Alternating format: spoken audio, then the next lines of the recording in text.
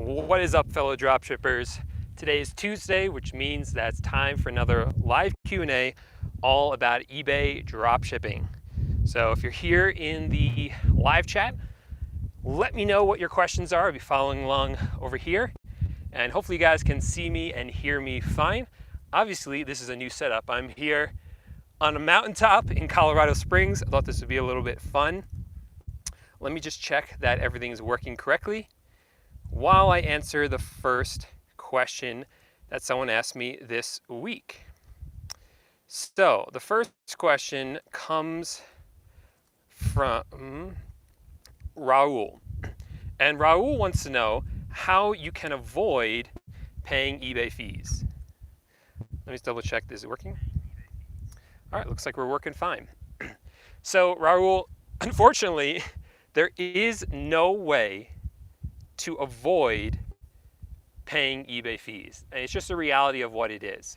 Now, as you're a new seller, your eBay fees are going to be approximately 10%. But you can upgrade to what's called a store subscription. And with each store subscription, it actually lowers the amount of your final value fee. So you can get as low as 9.15%, generally speaking. So that's what you should do. You should upgrade to a store subscription, and that will lower your final value fee. Unfortunately, there's really no other way around paying those fees. You know, you're going to take the price of the item from your supplier. Let's say it's like $100, and you want to mark it up enough to cover your eBay fees, your PayPal fees, obviously the $100 cost of the item, and then enough to also make a profit. So the fees are built into the price of the item that you have on eBay. So just keep that in mind. It's not something you should be afraid of. It's the cost of selling on their website. So here we have in the chat, we have Dropship Tyler saying, wow, sick green screen. We have Stephen D saying hello, and Juan saying, wow, awesome. B saying hello. Reagan saying, sup Paul, and everyone smash that like button. So yeah, guys, if you are enjoying this beautiful view that I brought to you, make sure to smash that like button down below. I would really appreciate that. Saul saying, does AutoDS get you suspension with eBay? So no, it does not in and of itself. So I'm always an advocate of using what's called non-API software. I think that's the cleanest way of doing it, the safest way when it comes to eBay. So AutoDS actually has an API version and a non-API version. So I would go with the non-API version and stick with that one. And that's the best thing you can do for your account in terms of which software to use. Now, generally, suspensions happen when you're doing something wrong with your account. Let me get out of shade here. When you're doing something wrong with your account, like you're not uploading tracking numbers, you're shipping out items late, you're not responding to return requests or item not received requests, those are the kinds of things that will get your account in trouble. But using software by itself is not going to lead to a suspension. Okay. What's up, Mohammed? What a view. Where are you? Yeah, on top of a mountain in Colorado Springs. A little bit of a hike to get up here. It wasn't that bad. Glad we had Wi-Fi. Thought this would be fun to do.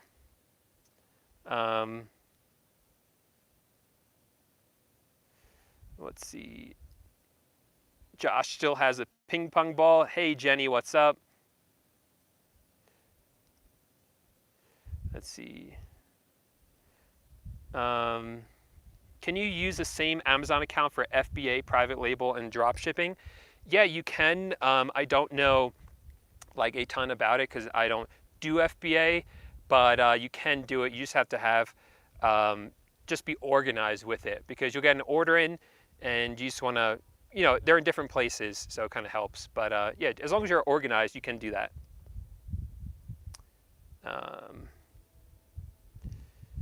Let's see. How do I feel about the new PayPal payment plan or the managed payments? So managed payments is something that's coming. It's inevitable at this point. All my accounts are going to have managed payments by the middle of July or the end of July. So it is coming. It's just is what it is. I mean, they promise it's going to be more streamlined for us, which I think it is. I mean, obviously we're not going to have eBay fees and PayPal fees. Everything's going to be in one place. So I think in terms of organization and bookkeeping, I think it's actually going to be a lot easier. I don't like some of the things they're doing. Like they've announced that they are going to start charging a fee on the amount of sales tax they collect, which seems like totally bogus to me. They said that it's just easier to do it that way and more streamlined. I think it's just a way for them to put more money in their pocket. It's kind of BS in my opinion, but that's what they're doing. So little things like that I'm not happy about, but overall I think it's going to be a little bit easier. Quite frankly, I liked PayPal. I've always appreciated how much they've supported sellers and how much they've been on our side. Anytime I had any PayPal cases opened, they seem very fair in their investigation. They usually always side with me because we have evidence showing the item was delivered. And it just seemed a lot more fair than eBay was when it comes to things like that. Or at least a lot more fair than Amazon is selling on Amazon. So that's probably the biggest thing I'll miss, but managed payments does promise to be more streamlined, so I guess I'm excited about that. But it is what it is. I mean, we can't fight it. They're going to do it. It's inevitable, so we might as well go with it. Okay. Love your videos. They're so helpful, says Joanne. Thank you so much. The person's name is says, hi, Paul. Do you recommend using Blue Care Express for item location? So BCE, I only recommend people use BCE if they are dropshipping from Amazon and get Amazon logistic tracking numbers. If you get those tracking numbers, those cannot be uploaded directly to eBay because eBay doesn't accept them. And we have to upload tracking numbers for our orders. So the way around that is by using BCE. If you use something like TrackerBot, that has BCE built in, so that's probably the easiest way to do it. But other than that, I don't think it's necessary. We haven't seen it be necessary for other orders besides the Amazon logistic tracking numbers. Thomas Muncie says, what is the average profit percentage per month? Because I see people selling over $50,000 a month. So Thomas, I don't think there's really an average. I speak to a lot of sellers. Some have really high margins, sometimes like over 20%, believe it or not. Some have under 10%. So it really varies, and it varies over time. Like in the past, I had margins that were close to 30%, and now it's closer to like 10%. So a lot goes into it, a lot changes. I say it's pretty typical to be able to get 10% margins. So if you're seeing someone selling $50,000 a month, it's safe to say they're getting at least 10% margins on that.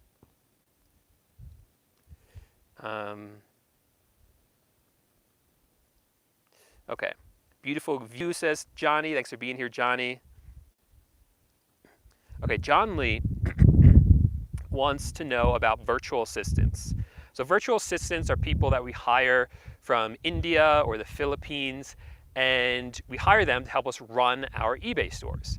And the great thing about that is that it costs much less to hire them, like $2 to $3 an hour, and they can pretty much run your entire eBay business if you give them the chance to do that and you train them well enough. So John wants to know, do you have to give them full access to your eBay account in order to have them fulfill orders? So the short answer is, well, it depends, I guess is a good answer. So a lot of software that we use, like AutoDS, it will actually pull in the orders for you. So when you log into AutoDS, you can see all your most recent orders right in there. So like this is what I teach inside my virtual assistant course, Super Simple VAs. You can have your VA log into your AutoDS account or whatever software you're using, and they can go in there, see the orders, and fulfill them directly from there. Now, if you're not using a software like that, then you would have to give them access to your eBay account. Now, eBay has promised, and they are implementing a system to allow us to give access to employees, like employee access. It's not very good. I don't recommend it. I've tried it. It just stinks, quite honestly. So I wouldn't even bother trying to work with it. It's just not worth it. My VAs, I have 2 VAs who have full access to my eBay accounts because I trust them, right? They've been with me for a while. They do an excellent job. I trust them. They go in there, they do everything they have to do, and it's just easier that way. So Steven says, when you pay a virtual assistant, what do you put that under for tax purposes? So Steven, let me start out by saying like the obligatory thing I have to say, which is that I'm not a tax expert, I'm not a CPA, so this is just what I do.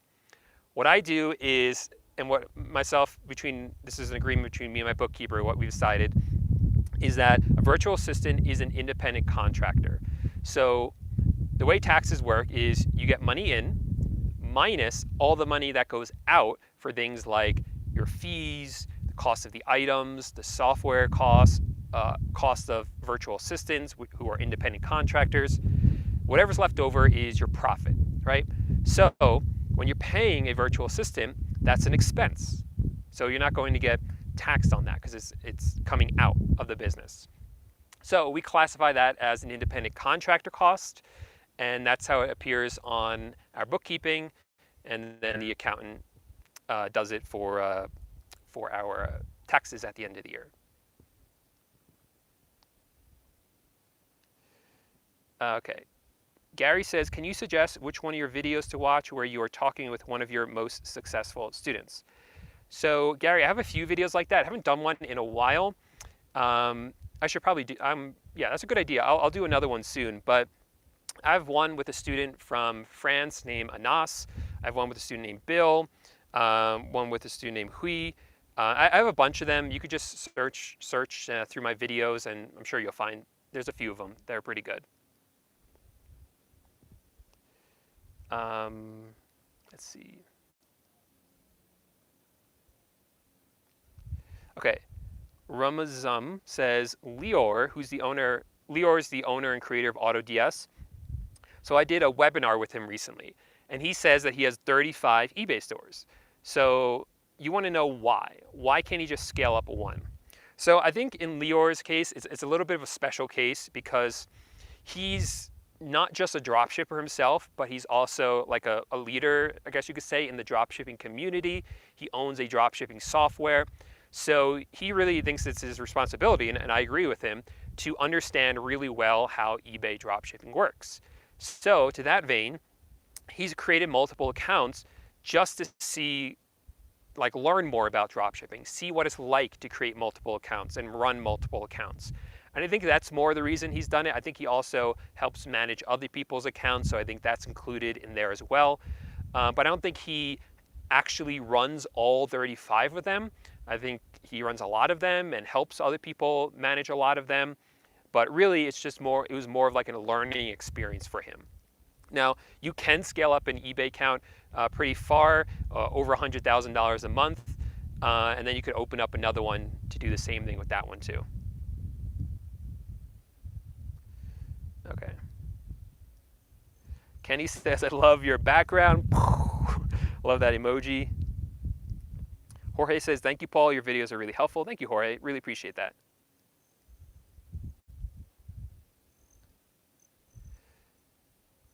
Okay. Joanne says, different suppliers, different sources have different return policies. How do you get around that if you can only have one return policy on eBay? So, Joanne, you actually can have multiple, well, the first thing I'll say is you can have multiple return policies on eBay. So you can have, one for all your listings from one supplier, a different policy for all your listings from another supplier, and you could have, a bunch of them like that. But what we do is we look at all the suppliers we use, and it's mostly Home Depot and Walmart, and they have, a longer return policy than 30 days, so we make our return policy 30 days, and it's just that simple. I mean, you can make your return policy 60 days. That should increase your exposure on the listing pages. on the search results pages and get you more sales. But I think 30 days is generous. I think 30 days is pretty standard. So that's what we set it as. And because our suppliers have longer return periods than that, that covers all of them. Okay. Corey says, do you think eBay affiliate program is still worth the effort?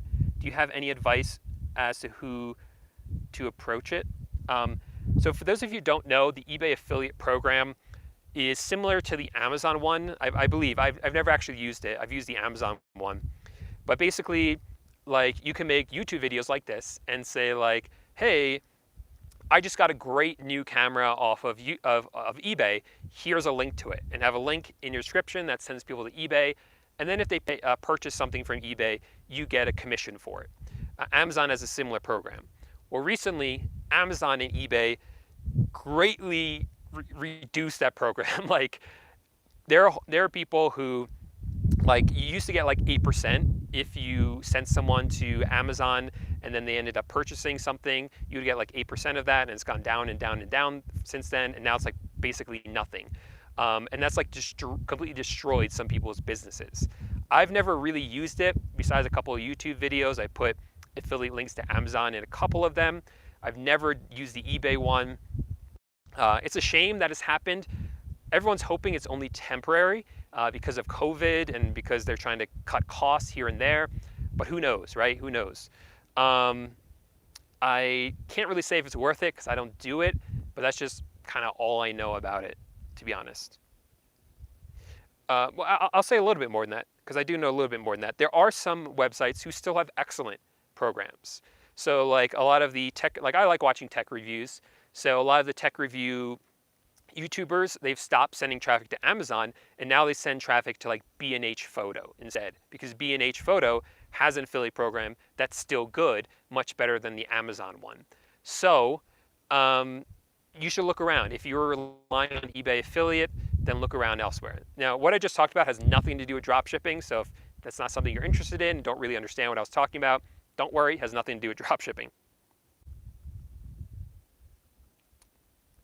Okay, Joanne, great questions today. I think Joanne's going to win the best questions of the day. She says, I'm concerned about invoices in my orders and the company boxes. How do you avoid that? I'm trying to get a little more, I'm trying to get in the sun so you guys can see me. So Joanne, there's not much you can do, but there's also not much you should worry about. So the biggest one that you can help avoid is Amazon, if you're dropshipping from Amazon, because during the checkout process, you can choose for it to be a gift. And if you choose for it to be a gift, the price will not be included inside the package. But it'll still come in an Amazon package. Home Depot items usually come in Home Depot boxes. Walmart items usually come in Walmart boxes. But by the way, Home Depot includes an invoice in the box, but it never has a price. Walmart rarely includes any paper in the box anymore. But as for the boxes themselves, we've had very, very, very, very few customers complain about it. And usually if they do complain about it, like my students, they have a script they can use that pretty much always works. It prevents people from complaining and basically says that, you know, we sell on a variety of different places. We source our items from a variety of different places as well. And our end goal is always to get you the correct item as quickly as possible, even if that means we have to order it from somewhere else. And generally people are fine with that and they have no problems with that. Cool, let's see.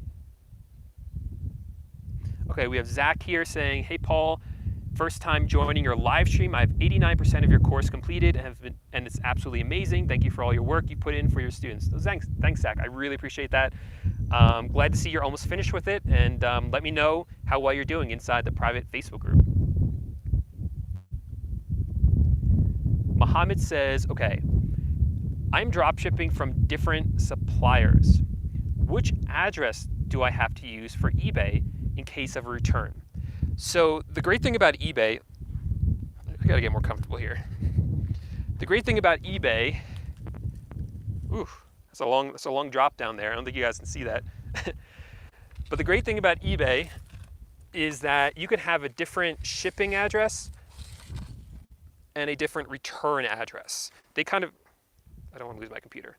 They kind of expect that to happen.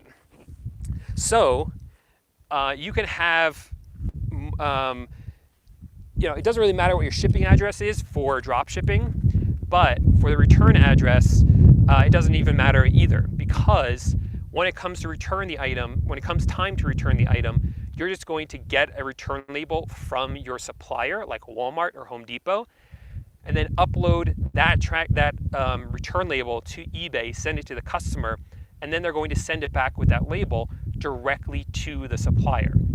So the shipping address and return address, because of that, actually doesn't matter. So you don't have to worry about it. Glad I didn't fall off the mountain there. Okay. Matt says, hey Paul, awesome location.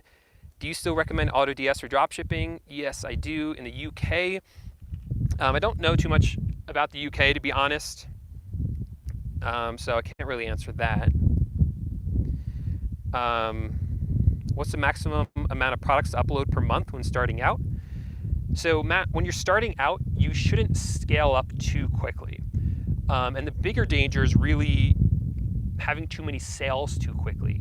That's really the bigger problem. So as long as you scale slowly, but at a constant rate, you'll be fine. But you should never scale eBay up too quickly or Amazon up too quickly. Steven says, do you need stealth accounts if you are dropshipping manually and following all the rules?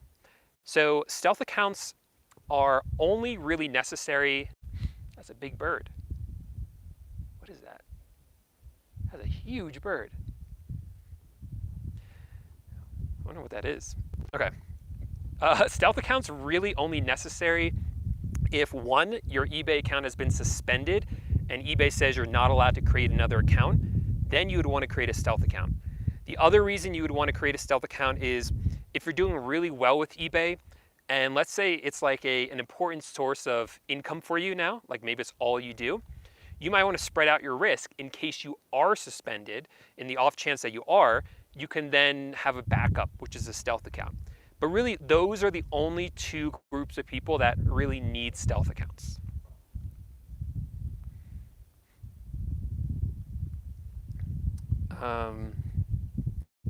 Oliver says, how do you choose your own shipping label for returns? How do you make the customer use the one you get from the supplier instead of the one eBay auto generates and sends if you accept returns? So Oliver, this is a multi-step process, but I mean, I cover this in depth in my course because it is important and there are several steps involved. But the best thing to do is when a return gets opened, contact the buyer right away and let them know you're going to be sending them a return label and then send it to them that way. You can also go inside your site preferences and then go to return preferences and then click the box, tick off the box on the bottom that says RMA number. That will help with that as well. Simply Beth says, love the scenery. Yeah, not too bad.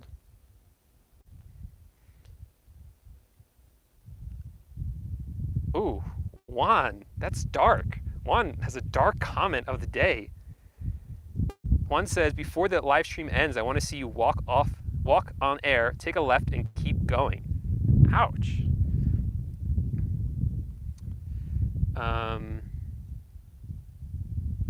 Okay.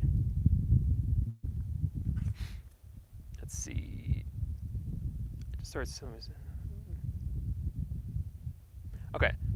Salazar says, I just started my account. I'm selling things at home before drop shipping to kind of like prime my account. How many things should I sell to start drop shipping? There's really no set number. You sell like 5 or 6 items. That's going to get your account kind of primed. You really want to get through the past. Talking too fast. You really want to get past the first couple of months, really the first month, and then you should be fine.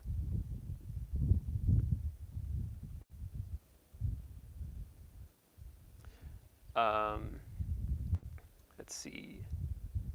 Wally says, do you still recommend using non-API stores? Yep, absolutely, Wally.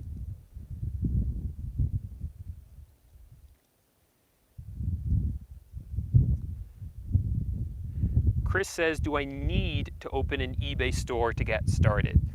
So, no, you do not, Chris. So, when you first start selling on eBay, you can just start selling without paying eBay to sign up for an account. But like I mentioned at the beginning of this video, you can sign up for a store subscription. And with that subscription comes a lot of benefits. One of the benefits, like I mentioned before, is it's going to reduce your final value fee. Another benefit is that you get more free listings. With a free store, you only get 50 free listings, and that goes up with each higher, more expensive subscription. There's also some other benefits, but those are the primary ones. So no, you don't need one when you start, but the reduced final value fee really does make a big difference pretty quickly. So you might want to consider it if you start to see sales picking up.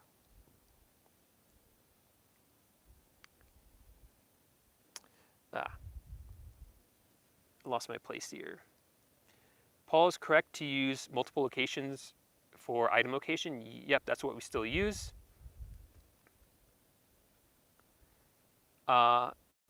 Sasha says, when eBay starts their managed payments, how are we going to get paid? So it's very similar to Amazon. If you drop ship on or sell on Amazon, it's very similar to it's sort of similar to PayPal. So basically, eBay is going to collect the money. It's going to be in their system. And then they promise that every day they'll then transfer that money to our bank accounts. So you won't have to request for that to happen. It should happen automatically. And that's what they said is going to happen. Now, I have heard from some people who use managed payments that says it does take longer than a day. And eBay has said that, of course, it takes longer than a day because it takes time for the money to reach your bank account. So I think they've worked out some of the kinks. I think it is still, it does still take 2 to 3 days because of the bank processing time.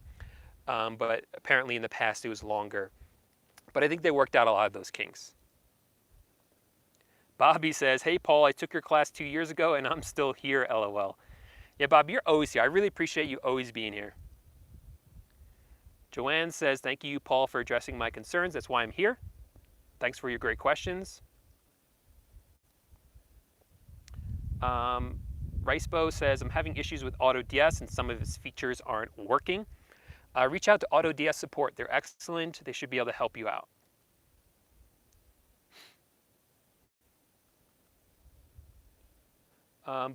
Bobby, I'm not sure your question. It says, how do you handle a return case when eBay doesn't give you the option to upload a tracking number due to the reason of the return? Do you mean eBay doesn't give you the option to upload a return label? I think that's what you mean. Okay. Whoa, it's a big B.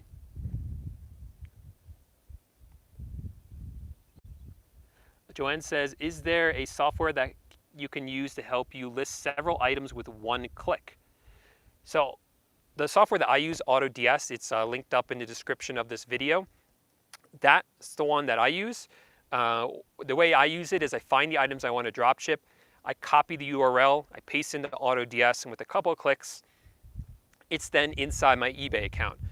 So that's one way to do it. You can also do bulk uploading with it by just pasting in multiple URLs, but I like to do it one by one for more quality control.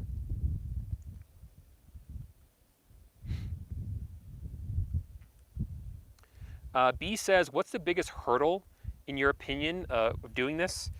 I think the biggest hurdle for most people I see is just patience. It does take time. You got to learn the system. You got to have patience. New stores, you can't list up 1 million items at first. Your sales aren't going to explode right away, right? It does take some time to get the momentum going, to start to see the sales and for the sales volume to pick up. So just keep that in mind. I mean, that's really the biggest reason I see people quit is just a lack of patience. But people that stick with it, they do have success with it.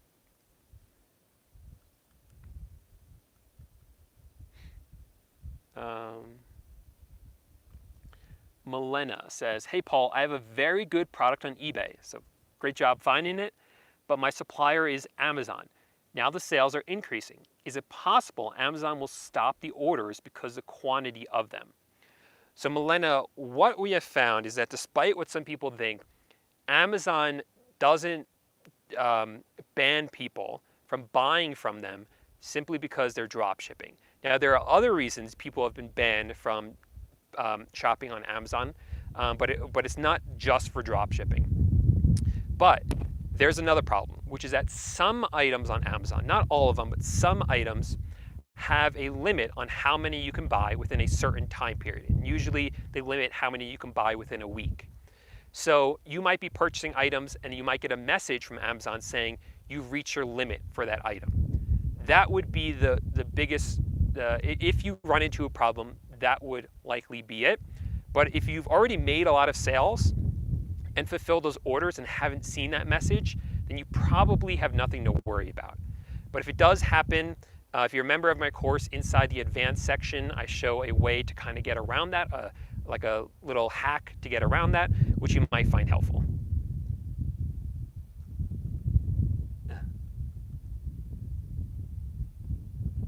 Someone asked, where to go? B says, does eBay know if you have stealth accounts if you use 2 different computers? They could.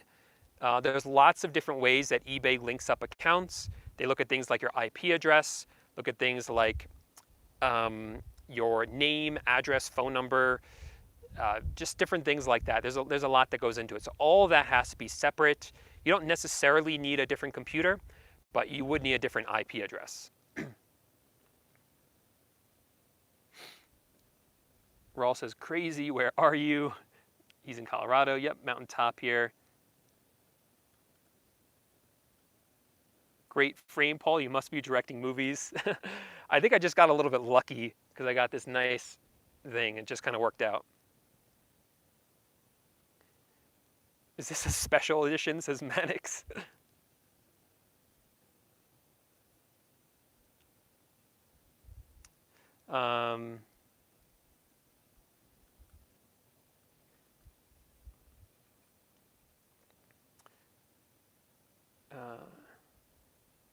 Okay, so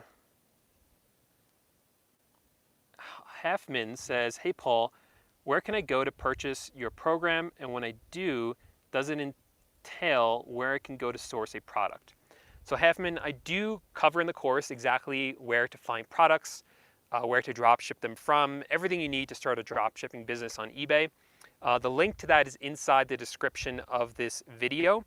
You'll see under the first line in the description, it says eBay Dropshipping Titans and then a link. That's what you should click on.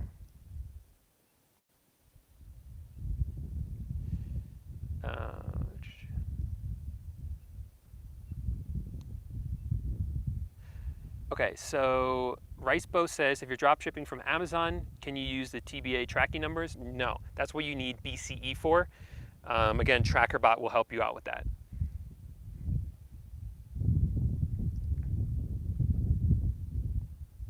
Wally says, are there no instant transfers in managed payments? That I'm not sure about. I did call eBay Concierge and asked them a couple questions last week about it. Didn't think to ask that question. So if I call them again about it, I'll ask them that question. But even the reps I spoke to, the reps I get to speak to when I call eBay are their Concierge program. It's a higher level of support. I don't know, I have no idea how I got into eBay Concierge. You're supposed to be invited into it. Not most sellers aren't invited into it. I have several eBay accounts. My biggest account, the account that's done the most volume in sales and has most feedback, that one's not enrolled in Concierge, but one of my smaller accounts is. So it's kind of strange. I don't know how it happened, but I spoke to them. They're supposed to know a lot more, and even they didn't have all the answers to the questions I asked about managed payments. So I think that's a little bit telling.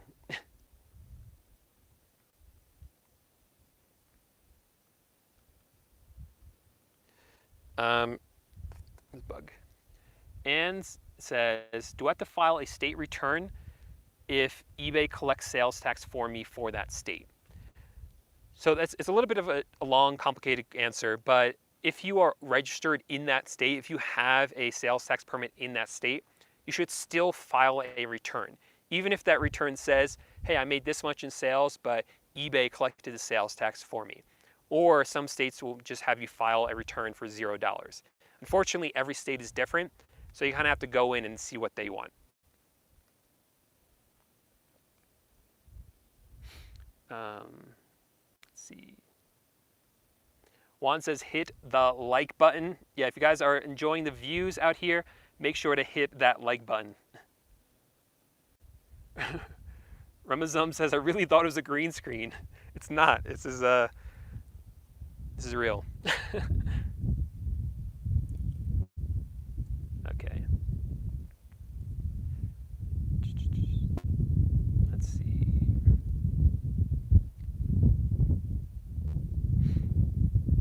How do I manage returns? Someone asks for a return. I then go to the supplier. I get a return label from them. I then take that return label, I upload it to eBay, send it to the buyer. The buyer ships it directly back to the customer. I never have to handle the product. The supplier then refunds me, and then I refund the customer. It's a very, very simple, fast process.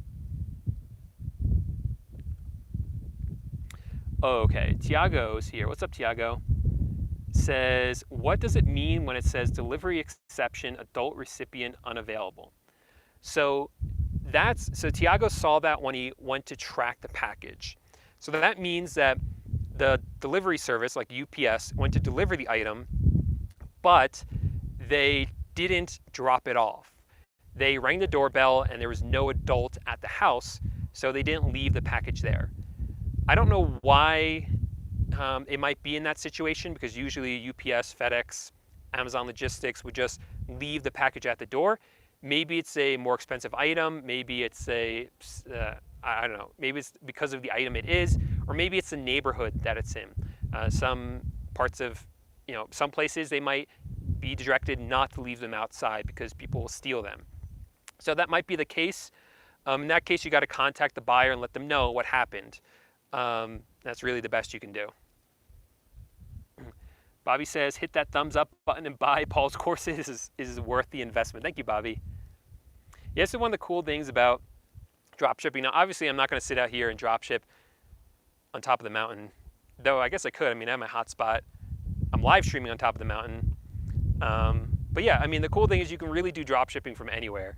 And even on top of a mountain, I mean, it's pretty crazy. Pretty crazy. I mean, I travel around full time in a camper van, an RV with beds, kitchen, toilet, bathroom, all that stuff, and dropship, from anywhere. As long as I have internet, computer, which I always have with me, that's great. Yeah, so I mean, this is a place I hiked up to last week, and I thought the view was gorgeous. And yesterday, I was like, I really want to go back up there, but I got my live stream tomorrow, and I was like, you know what? It'd be cool to do it up here. So thanks, guys, for joining me up here. I hope you enjoyed the view. I'm certainly loving this. This is a lot better than making a live stream from inside the van or inside the Airbnb we're staying at right now. What software do I use to fulfill orders? We do it manually, with the exception of using Spot and Paste to help us paste the tracking numbers. Again, our orders are pulled into AutoDS too.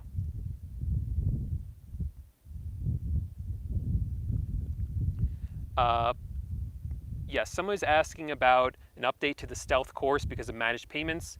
As soon as I'm able to access a managed payment account, that will be updated. My eBay course will be updated as well. Obviously, those things have to be updated, and I always update them, so they will be. Okay.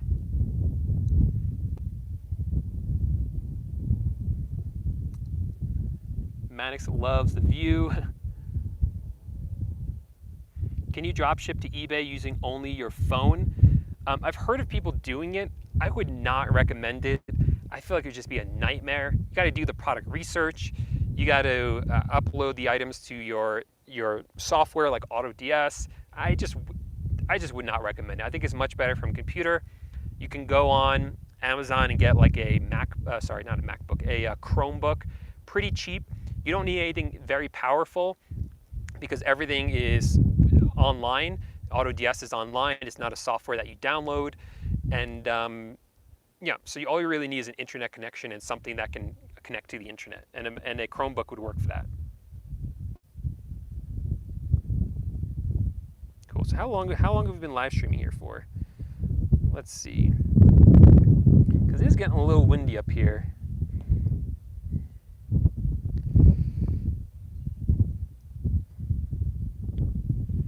Since there's no adult recipient for the order, all I can do is message the customer. How do I know they will keep trying to deliver? So Tiago, your question was about the adult who wasn't there to pick up the item. So what can you do now? How do you know that they will still deliver? Well, they always make several attempts to do it. They usually what happens is they'll make a couple attempts, usually one or two, and then they will deliver it to like a pickup point. UPS has these pickup points. Usually it's like a pharmacy or a like convenience store, something like that. And then the recipient, or the person who's supposed to pick it up, would then have to go there, like physically go there and pick it up there. So that's what might happen. In that case, you would message the buyer and tell them the item is there. If the buyer doesn't pick it up from the UPS drop-off point, UPS will then return the item back to your supplier. And then you should get a refund, and then you can refund the customer.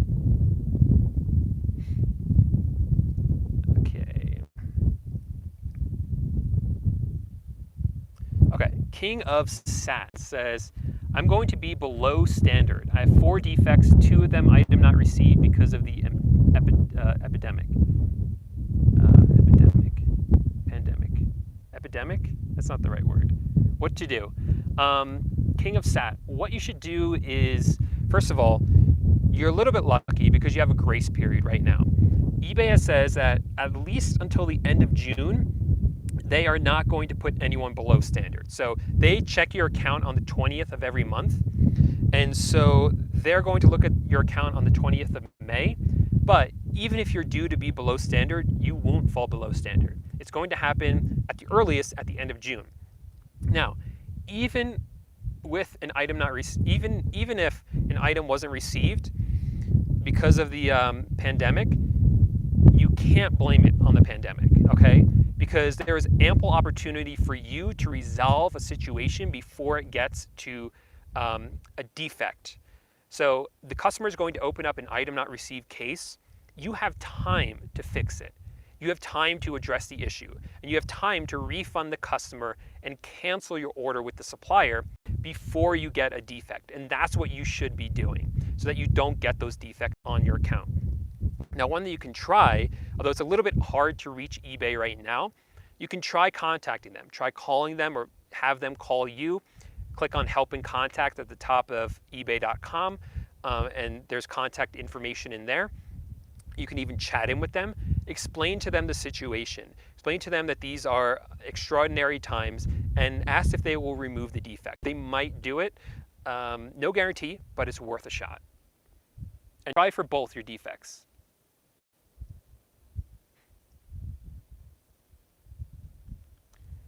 Jay Rocket says, should I update my return policy to have it say seller pays for returns? Right now it says buyer pays for returns.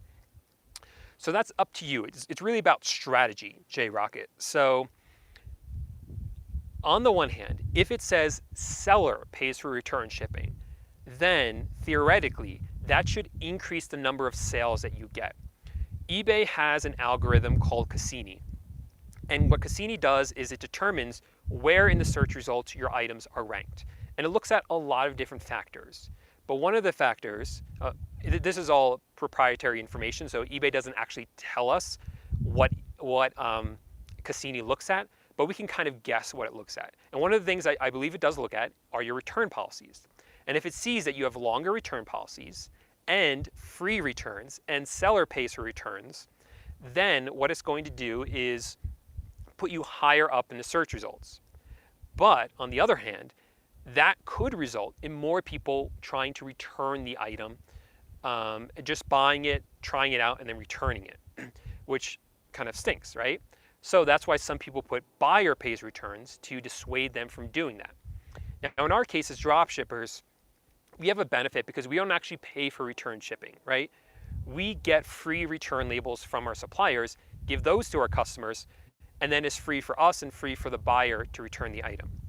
So more and more, I'm advocating doing seller pays for return shipping, because I think buyers, if they purchase the item and don't like it, they'll lie about the reason for the return. Because even if you have buyer pays for return shipping and the customer, sorry, even if you have seller, wait, what am I trying to say? Yeah, even if you have buyer pays for return shipping, then if the buyer says that that they received the item, but they received the wrong item, or the item was damaged, the seller would still be responsible for shipping the item back at their cost.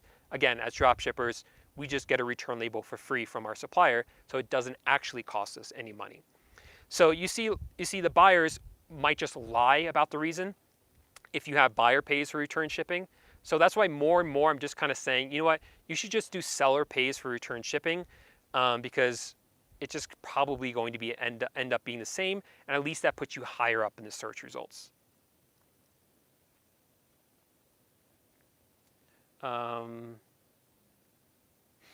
Tiago says, when it comes to setting up tax jar, should I wait until I make bigger numbers or just set it up right away? So Tiago, you should use and set up tax jar if, I am in the shadow here, right? If you are registered in multiple states. If you're registered in multiple states, then I think it's a good idea to use it, because it's going to be pretty much impossible to tell how much sales tax you collected for each state. Unless eBay is collecting for those states anyway. Oh no, the video's locked up. Someone says the video's locked up. That's Bobby. All right, guys, so maybe I'll just end it there. I'm not sure if the video is even working anymore. But if you guys enjoyed the video, make sure to smash that like button down below. Smash the like button for the view out here. I hiked all the way up here. I carried a heavy backpack with all my computer equipment and stuff in it. So if you guys enjoyed it, I would appreciate it if you guys hit that like button down below. And leave a comment on any of my videos if you have any questions for a future Q&A. Make sure to subscribe to the channel and hit the bell notification so that you don't miss another live stream from a beautiful view such as this one. Thank you so much, everyone, for all the excellent questions and for hanging out with me on the mountaintop here. I'm going to turn the camera around so you guys can see some more views. I'm not sure if it's even working now. I'll show you guys what else is up here. So, oh, you know what's wrong? It got low battery, so that was the issue. So up here you can see I didn't quite reach the peak. I went up there last week, and the funny thing about hiking is every time you reach the top of a mountain, you turn around and realize you're not actually at the top. There's a higher peak. So that looks like the peak, but it's really not. So we're up here. Let me show you the rest of the views. That's where we're staying, somewhere down there. So all this was burned in a fire a few years ago. So you can see the tree line kind of just goes right there. So that's where the fire stopped, which is kind of interesting. And somewhere out here is an Air Force base, like for training. So the first few days I was here, we saw some fighter jets in the sky. When I was hiking up, we had we're practicing, so they had glider planes that were being taken up. So it was pretty neat. A lot of stuff around here. Saw some hawks the other day. Apparently you can see eagles here. But you can see all the dead trees over here. And then this rock is pretty cool to sit on. And then you can come up here. Actually, that's where we're staying, down there. Down there. Now, I was up here the other day, and it was a nice view. But a couple nights ago, I was outside the house looking up at the mountain. I saw a weird light up here, and I was like, "What is that light?" It's just like a single light, and it wasn't moving. I thought maybe it was a hiker. So I come up here today, and someone, you guys see that up there? Install one of those like solar charged lights. So there's a solar panel, there's a light. I have no idea. Sorry, Iron Ryan, if you're getting sick from moving around. I don't know why someone put a light up here because it's like in the middle of nowhere. But it's pretty cool. It's pretty beautiful up here. We definitely enjoyed our time here in the Springs. We went to a place called Garden of the Gods. We have another channel that's like our van life channel where we kind of show all the stuff that all the adventures we're going on. Haven't really updated it in a couple of weeks because we haven't been traveling anywhere, but we're going to be hitting the road again soon, and there's going to be more videos about van life on that channel soon. So hope you guys enjoyed the live stream. Thanks for hanging out with me. See you guys in the next one.